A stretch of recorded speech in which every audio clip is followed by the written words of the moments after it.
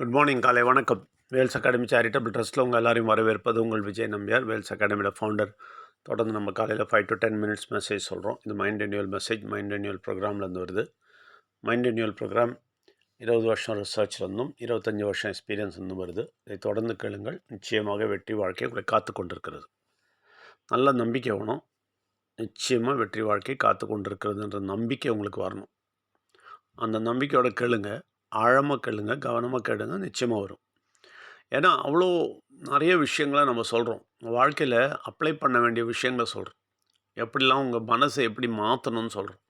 உங்கள் மனசை எப்படி பலப்படுத்தணும்னு சொல்கிறோம். நிறைய விஷயங்கள் தெளிவு எப்படி கிடைக்கணும்னு சொல்கிறோம். இந்த மனசில் தெளிவு கிடைச்சாலே உங்களுக்கு நிம்மதி கிடைச்சிரும். நல்லா புரிஞ்சுங்க. மனசில் தெளிவு கிடைக்கணும். தெளிவு இல்லாமல் வாழ்ந்துட்டுருக்குறோம் நம்ம. அந்த தெளிவுக்கு வந்துட்டோன்னாலே நமக்கு எல்லா நிம்மதியும் கிடைக்கும், சந்தோஷமும் கிடைக்கும். தெளிவில்லாமல் வாழ்வதிலிருந்து தப்பித்து கொள்ளுங்கள். அதனால் தெளிவான எண்ணம் உங்களுக்கு வர தொடங்கிடும். 6 மாதம் கழிச்சோடனே உங்களுக்கு எல்லாமே உலகமே தெளிவாக தெரியும். எல்லாமே தெளிவாக தெரியும். எது எது முட்டாள்தனம், எது எது என்ன சொல்கிறது, மண்டத்தனமாக என்னெல்லாம் பண்ணிகிட்ருக்குறோம், என்னெல்லாம் முட்டாள்தனம் பண்ணோம், எதுக்காக நம்ம இப்படி ஆயிட்டோம், என்ன நடந்துகிட்ருக்கு உலகத்தில், இவங்கெல்லாம் என்ன பண்ணிகிட்ருக்காங்க, எல்லாமே தெரியும். அப்போது நமக்கு கண்ணு திறக்கும்போது நமக்கு அப்புறமா ஃப்யூச்சரில் எப்படி முன்னாடி போகணுன்றதும் தெரியும். அப்போ நமக்கு தெளிவு கிடைக்கும். அதனால் தொடர்ந்து இதை கவனமாக ஆழமாக கேட்க வேண்டும். அது மட்டும் இல்லை, வாரத்தில் ஒரு நாள் நிச்சயமாக தெளிவடையும் வேணும். டைம் கொடுத்துட்டீங்க, கொடுத்தவங்களாம் ஓகே, கொடுக்காதவங்க தயவுசெய்து 1 hour டைம் கொடுத்துருங்க. அவங்க எல்லோரையும் வரவேற்கிறோம்.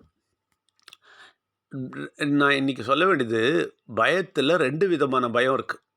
ஓகே, 2 விதமான பயம். நல்லா புரிஞ்சுங்க. பயத்தில் 2 விதமான பயம் இருக்குது. ஒன்று கடவுள் பயம், இன்னொன்று கெட்ட சக்தி கொடுக்குற பயம். கடவுள் பயம் கொடுக்க மாட்டார். கடவுள்கிட்ட நம்ம பயம் வச்சுக்கணும். கெட்ட சக்தி தான் பயம் கொடுக்குறவன். கடவுள் பயம் கொடுக்குறவர் கிடையாது. புரியுதுங்களா? கடவுள்கிட்ட நம்ம பயம் வச்சுக்கணும். ஏன் அப்படின்னா, அது அது அன்பான பயம். அந்த மாதிரி பயம் கிடையாது. அன்பு. நான் எப்போவுமே சொல்லுவேன், ஒரு 80 வயசு வீட்டில் ஒருத்தர் இருக்கார். வயசானவர் உட்காந்துருக்கிறாரு பாருங்களேன். அவர் ஒன்றுமே பண்ண முடியாது. பையன் நல்லா உஷாராக இருப்பான். ஒரு தட்டு தட்டுனா விழுந்துருவார். அவ்வளோதான். அவ்வளோ ஒல்லியாக பக்கத்தில் நிற்பார். ரைட்டா? ஆனால் அந்த பையன் பயப்படுவான். பார்த்துருக்கீங்களா? அப்பாவை பயப்படுவான். ஒரு மரியாதை செய்வான், பேசுவான். இதில் இன்னொரு பிரச்சனை இருக்குது. இது சொன்ன உடனே நீங்கள் எல்லோரும் அப்பா பேச்சு, அம்மா பேச்சுன்னு சொல்லிவிட்டு வயசானவங்க பேச்சை கேட்காதீங்க. கடவுளை தெரிந்த வயசானவர்களை பற்றி சொல்கிறேன். கடவுளை தெரியாத வயசானவர்கள் இருக்காங்க பாருங்க, பெரிய தலைவலி. அவங்க என்ன பண்ணிடுறாங்க தெரியுமா? மூட நம்பிக்கை எடுத்து தலையில் கவுத்துட்டு, நான் அப்பா சொல்கிறேன், நான் அம்மா சொல்கிறேன், மரியாதையாக கேளுன்னு வேறு சொல்கிறாங்க. அதனால் அங்கேயும் ரொம்ப பத்திரமா இருக்கணும். நம்ம எதை சொன்னாலும் பத்திரமா இருக்க வேண்டியிருக்கு. ஆனால் நான் எதுக்கு உதாரணம் சொல்கிறேன்னா, உண்மையான நல்ல நல்ல அப்பனாக இருந்தால், நல்ல பையனாக இருந்தாலும், நல்ல மகனாக இருந்தாலும் என்ன ஆகும்னா, நிச்சயமாக அந்த வயசான 80 வயசு ஆளையும் பார்த்துட்டு பயப்படுவார். அந்த பயம் அடிச்சிடுவார், கொன்னுடுவார்ன்ற பயம் கிடையாது. அவர் மனசு படுமோன்ற பயம். புரியுதுங்களா? அவர் மனசு வேதனைப்படுமோன்ற பயம். இந்த பயம் நமக்கு கடவுள்கிட்ட இருக்கணும். நமக்கு கடவுள்கிட்ட பயம் இருக்கணும். ஆனால் கெட்ட சக்தி என்ன பண்ணுறான் தெரியுமா? உங்களுக்கு ரொம்ப பயத்தை கொடுக்குறான். 24 மணி நேரம் பயந்தான். கண்ணு திறந்து காலையில் எழுந்த உடனே உள்ளே இருந்து பயத்தை கொடுப்பான்.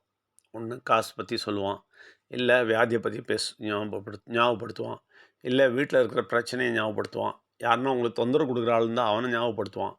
எல்லாம் ஞாபகப்படுத்திட்டு என்ன நடக்கும் தெரியுமான்னு பயமுறுத்திட்டு இருப்பான். இதுதான் அவனுடைய வேலை.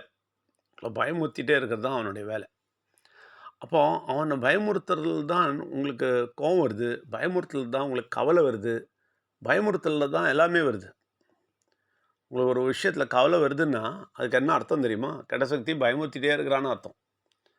பண கஷ்டத்தில் ரொம்ப வேதனைப்பட்டுட்டு இருந்தீங்கன்னா என்ன அர்த்தம் தெரியுமா? அவ்வளோ உங்களை பயமுறுத்திட்டு இருக்கிறான்னு அர்த்தம். ஒன்றுமே இல்லாமல் எதனா வியாதி இருந்தால் கூட, வீட்டில் யாருக்குன்னா எதனா இருந்தால் கூட அதை நினச்சிட்டே இருப்பீங்க பாருங்கள். அது கூட அவன் பயமுறுத்தல் தான். அவன் பயமுறுத்தல் தான் இதுக்கெல்லாம் காரணம். அப்போது அவன் பயமுறுத்தல்லேருந்து தப்பிக்கணும்னா ஒரே வழி தான் இருக்குது. கடவுளை பயப்பட தொடங்குங்க. அவன் பயமுறுத்தல் நின்று போயிடும். நம்ம கடவுளை பயப்படுறதே கிடையாது. கடவுள் பயம்ன்றது மனிதர்களுக்கு இல்லவே இல்லை. என்னன்னா, ஏன் கடவுள் பயமே இல்லைன்னா, எல்லாரும் போய் சாமி கும்பிடுறாங்க.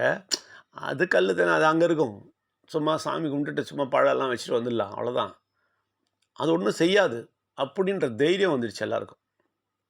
அது ஒன்றும் செய்யாது, அது வெறும் கல் தான், அது அங்கே தான் இருக்குது. அப்படியே வச்சுக்கலாம், ஃபோட்டோ இருக்கா, சும்மா ஒரு கற்பம் கத்தி போயிடு, அது ஒன்றும் செய்யாது அப்படின்ற தைரியம் வந்துடுச்சு. ஆனால் இவங்க சரியான கடவுளை உணர்ந்துட்டா என்ன ஆகும் தெரியுமா? அவர் உள்ளே இருந்துட்டு பேச தொடங்கிடுவார். இதுதான் பிரச்சனையே. இவங்க அதுக்கு தான் இதுக்கிட்டே வர மாட்டேன்னாங்க. நம்ம கடவுளை பற்றி சொன்னால், கடவுளானவர், பிள்ளையானவர், உயிரானவர் அப்படின்னு சொன்னாலே பயப்படுவாங்க. கிட்ட வர மாட்டாங்க. என்ன காரணம்னா, ஆ இவர்கிட்ட வந்தால் இவர் உள்ளே உட்காந்துருவார், பேச தொடங்கிடுவார். ஐயோ, அது என்ன பிரச்சனை? போய் கும்பிட்டுட்டு வேணால் வந்துடலாம். இது உள்ளேயே இருந்து கூடவே வந்துட்டார்னா பெரிய கஷ்டம். புரியுதுங்களா? அதனால் அது ரொம்ப ஈஸி. இது கஷ்டமாக இருக்குது. கடவுளானவர், பிள்ளையானவர், உயிரானவர் இந்த கான்செப்டை சொன்னோடனே பயப்படுறாங்க. என்ன காரணம்னா, அவர் உள்ளே வந்துடுவார். அப்போ அதுக்கு அர்த்தம் என்ன தெரியுமா? இவங்களுக்கு உள்ளே வரக்கூடாது. அங்கேயே இருந்துட்டு பழம், பூவெல்லாம் வாங்கிட்டு அப்படியே உட்காந்துடணும். இவங்ககிட்ட எதுவும் சொல்லக்கூடாது. ஆனால் இவங்களுக்கு ஒன்று புரியாது. என்னென்னா, இவங்கக்கிட்ட அவர் பேசலைன்னா இவங்க பயந்தே செத்துருவாங்க. கெட்ட சக்தி கொடுக்குற பயத்தில் பயந்தே செத்துருவாங்க. அந்த பயந்தே சாவாமல் இருக்கிறதுக்கு என்ன வேணும்? இவரோட சத்தத்தை கேட்குறது நல்லது. இது அவங்களுக்கு தெரியல. ஏன்னா இவர் ரொம்ப நல்லவர் பாருங்கள். இவருக்குனா எல்லாம் சொல்லிக் கொடுப்பாரு. பயப்படாதேன்னு சொல்லுவார். முதல்ல பயப்படாதேன்னு சொல்லுவார். இந்த சத்தம் கேட்குறது எவ்வளோ நல்லதுங்க. இந்த சத்தம் கேட்குறதுக்கு பயப்படுறாங்க. கடவுளானவர், பிள்ளையானவர், உயிரானவரா? உயிரானவர்னா உள்ளே வந்துடுவாரா? ஐயோயோ, பேசுவாரா? பயம். அதுவும் பயம் அவங்களுக்கு. கெட்ட சக்தி அதுக்கும் பயமுறுத்திடுறான். வேணாம் அதெல்லாம் கேட்டுறாதே பாருங்க. நம்மளுடைய கான்செப்ட் கடவுளானவர், பிள்ளையானவர், உயிரானவர் ரொம்ப நல்ல கான்செப்ட். யூஸ் பண்ணிங்கன்னு வச்சுங்களேன், இந்த கான்செப்டுக்குள்ளே வந்தீங்கன்னு வச்சுங்களேன், அவருடைய வழி நடத்தல் உங்களுக்கு கிடைக்கும். அவருடைய கைடன்ஸ் உங்களுக்கு கிடைக்கும். அவர் இவனை பார்த்து பயப்படாதேன்னு தைரியமாக சொல்லுவார். தைரியமாக நான் பயப்பட மாட்டேன்னு உங்களை சொல்ல வைப்பார். எல்லாத்தையும் எதிர்த்து நிற்க சக்தி கொடுப்பார். அவன் என்ன பயமுறுத்துறாலும் நீ பயப்படாதேன்னு சொல்லுவார். இது அனுபவபூர்வமாக சொல்கிறேன். 25 வருஷமாக பல விஷயத்துலேருந்தும் என்னை காப்பாற்றுனது அப்படி தான். பயப்படாதே, அவன் என்ன சொல்லிட்டு போகிறான், நீ பயப்படாத. வியாதி வரும்போது எதனா ஆகிடப்போகுது அப்படி ஒன்றும் ஆகாதுன்னு சொன்னார். அதே மாதிரி ஒன்றும் ஆகலை. அதே மாதிரி பண கஷ்டம், ஐயோ இப்படி ஆகிடும் இப்படி ஆகிடும்னு பயமுறுத்தினான். அவர் சொன்னார் ஒன்றும் ஆகாதுன்னு சொன்னார். அதே மாதிரி எல்லாத்தையும் கிளியர் பண்ணி கொடுத்தாரு. புரியுதுங்களா? எந்த விஷயம் செய்யும்போதும், எந்த காரியத்தில் நீங்கள் முன்னாடி போகும்போதும் இவன் பயமுறுத்தாமே இருக்க மாட்டான். உள்ளே இருந்து ஒரு சின்ன நெருடல் இருக்கும் பாருங்கள், அதுதான் பயம், வேற ஒன்றும் இல்லை. நடக்குமா, இது நடக்குமா, நல்லா படித்து வருவானா பையன், வேலை கிடைக்குமா, கல்யாணம் நடக்குமா, பிரச்சனை தீருமா, எல்லாமே கேள்வி தான். அப்படி கேட்டே பயமுறுத்தின்னு இருப்பான், நெருடல் கொடுத்துட்டே இருப்பான்.